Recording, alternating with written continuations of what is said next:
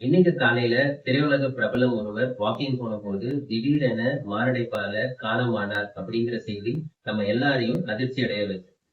இந்த நிகழ்வின் மூலம் நமக்கு ஒரு முக்கியமான உண்மை என்ன தெரியப்படுது அப்படின்னா, மாரடைப்பு, ஹார்ட் அட்டாக் யாருக்கு வேணாலும் எந்த நேரத்திலும் எந்த வயதிலும் ஏற்படக்கூடும்.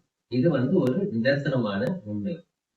இந்த மாதிரி மாரடைப்புகள் திடீரென ஏற்படுவது போல் தெரிந்தாலும் இது ஒரு நாள்ல நடக்கக்கூடிய நிகழ்வு கிடையாது. வருட கணக்குல படிப்படியா நம்மளோட ரத்த குழாயில கொழுப்பு படிமானம் ஏற்பட்டு அது ஒரு நாள் திடீரென ஏற்படக்கூடிய அடைப்பு தான் இந்த மாரடைப்பு. சோ இத நம்ம உடம்பு முன்னாடியே சில அறிகுறிகள் மூலமா நமக்கு தெரியப்படுத்தும். அதெல்லாம் நம்ம வார்னிங் சைன்ஸ் அப்படின்னு சொல்லுவோம்.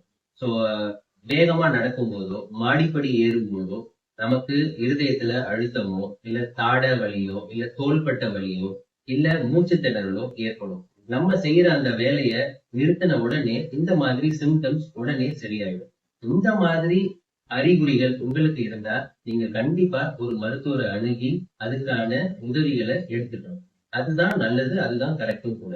ரெண்டாவது, அதே போல இந்த மாதிரி இருதய நோய்கள் ஏற்படக்கூடிய காரணிகள், அதாவது ரிஸ்க் ஃபேக்டர்ஸ் அப்படின்னு சொல்லக்கூடியதுல ரொம்ப முக்கியமான காரணம் என்னன்னு பார்த்தா நீரிழிவு நோய், டயபெட்டிஸ்.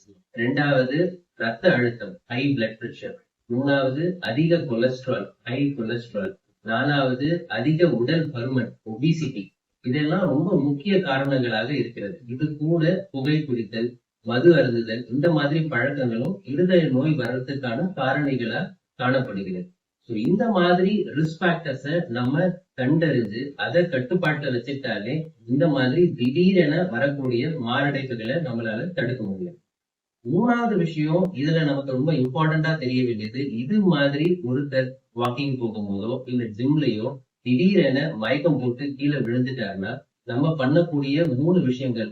ஒண்ணு, உடனடியாக ஆம்புலன்ஸ் 108க்கு கால் பண்றது. ரெண்டாவது சிபிஆர், கார்டியோ பல்மனரி ரெசிசிடேஷன் அப்படின்னு சொல்லக்கூடிய முதல் உதவியை உடனே தொடக்கம் பண்றது.